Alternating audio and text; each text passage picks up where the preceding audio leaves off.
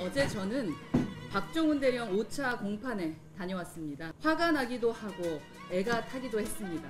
해병대 수사단 조사 결과를 경찰에 이첩하고 회수하는 과정에 상사의 명령이 있었는지 명령이 정당했는지 여부를 검사가 입증하지 않고 변호사가 밝혀내려 공분서주 애를 씁니다. 오죽했으면 박정훈 대령 측 김규현 변호사가 변호인들이 입증해야 되는 이상한 재판이다 라고 했겠습니까? 책임 있는 자들이 책임을 지게 만드는 것이 자유민주주의입니다. 어제 국회 국방위원 자격으로 박정훈 대령 재판을 방청했습니다. 제가 고생 많으십니다 라고 하자 박 대령님은 견딜만 합니다 라고 답하셨습니다. 직분에 충실했던 군인은 재판을 받고 핍박받고 있습니다. 최해병 죽음에 책임이 있고 사건을 은폐 축소하려 했던 사람들은 승진하고 총선 공천을 받았습니다. 이게 도대체 말이 됩니까? 진실을 묻으려고 했던 자들, 전 절대 가만 놔두지 않겠습니다. 어제 국회 국방위원 자격으로 박정훈 대령 재판을 방청했습니다. 제가 고생 많으십니다 라고 하자 박 대령님은 견딜만 합니다 라고 답하셨습니다. 악수하면서 박정훈 대령의 눈을 가만히 들여다 보았는데 너무도 어이없는 상황에 제가 기가 막혔습니다. 직분에 충실했던 군인은 재판을 받고 핍박받고 있습니다. 최해병 죽음에 책임이 있고 사건을 은폐 축소하려 했던 사람들은 승진하고 총선 공천을 받았습니다. 국민께 여쭙습니다. 이게 도대체 말이 됩니까? 저는 도대체 받아들일 수가 없습니다. 저는 국방위원으로 박정훈 대령을 외롭게 하지 않을 것입니다. 박 대령 재판과 별도로 국회 국방위원회를 빨리 열어야 합니다. 국방부, 대통령실의 판단 과정, 그리고 수사 의뢰하고 이첩하고 연락을 주고받은 전 과정을 들여다보겠습니다. 진실을 묻으려고 했던 자들, 전 절대 가만 놔두지 않겠습니다. 순직해병특검법 재결의와 수사 모두 시간이 없습니다. 핵심 증거인 통화기록 보존 연한이 채 2달도 남지 않았습니다. 그런데 국민의힘은 제22대 국회에서 새로운 기록을 쓰고 있습니다. 헌정사상 처음으로 개원 본회의 참석을 거부했습니다. 어제 우원식 국회의장의 사퇴 촉구 결의안을 제출했습니다. 의장 선출 6일 만의 일입니다. 모두 국민의힘이 세운 신기록입니다. 역사에 불명예스러운 당으로 기록되기로 작정한 듯합니다. 같은 정치인으로 22대 국회의원으로 창피합니다. 제가 대신 국민께 사과드리고 싶은 심정입니다. 결의안이 본회의를 통과하고 우원식 의장이 사퇴하겠습니까? 썩은 고목에 꽃이 필 확률보다 적습니다. 안 될 것을 뻔히 알면서 고집 부리는 걸 떼쓴다라고 합니다. 국민의힘은 철부지처럼 때를 쓰고 있습니다. 안타깝다 말하기 전에 한심합니다. 국민의힘이 저러는 이유가 다름 아닌 용산 방탄 국회를 하려는 것입니다. 대통령과 가족, 측근에 대한 특검 법안을 다룰 법사위, 대통령실의 난맥상을 다룰 운영위, 언론 탄압 문제를 파헤칠 과학기술정보방송통신위, 이들 상임위원장 자리를 달라고 합니다. 상임위원장이 되면 회의 자체를 파행시킬 속셈이겠지요. 국민의힘이 뭘 하는지 뻔해서 얕은 개울 바닥처럼 들여다 보입니다. 국민의힘 의원 전체 명의로 상임위원 사임 요청서를 제출했고 모든 상임위 참여 거부도 검토 중이라고 합니다. 자신들 마음에 들지 않으면 국회 문이라도 닫을 기세입니다. 국민의힘은 법 위에 서 있는 초법적 집단입니까?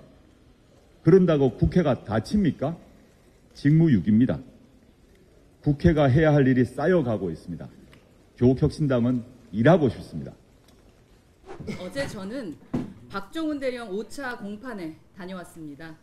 4차에 이어 5차까지 연달아 재판을 현장에서 지켜보면서 화가 나기도 하고 애가 타기도 했습니다. 어제 공판에는 여러 증인이 채택되어 있었습니다. 그중 핵심 증인인 정종범 전 해병대 부사령관이 재판에 출석하지 않았습니다.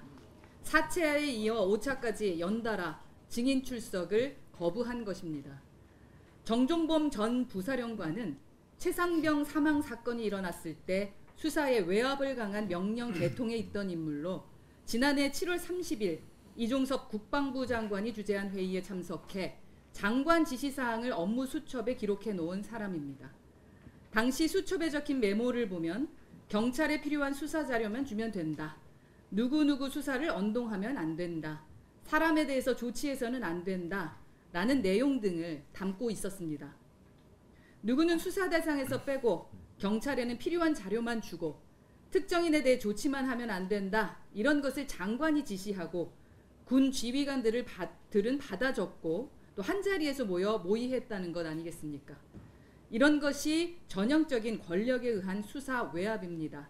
이런 것이 전형적이고 명백한 사법 방해 행위입니다. 그러고도 증인 출석까지 거부했습니다.